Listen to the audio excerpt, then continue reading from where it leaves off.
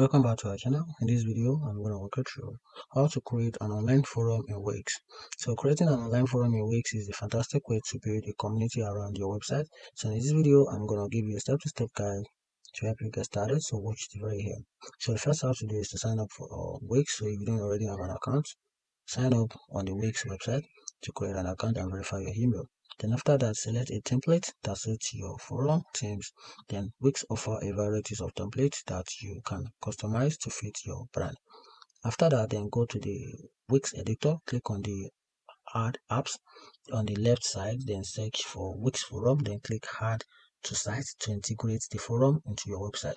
Then organize your forum by adding categories based on the main themes or topics you want to discuss. Then after that, go to the forum section in your site dashboard, then click the categories, then add categories. Use the Wix editor to customize the layout and design of your forum. You can also add elements to the menu and also integrate features and also adjust the appearance to match your brand. And after that, decide who can access and contribute your forum. You can set permissions for everyone, logged in member or selected members. And after that, you can publish your forum, and that's it.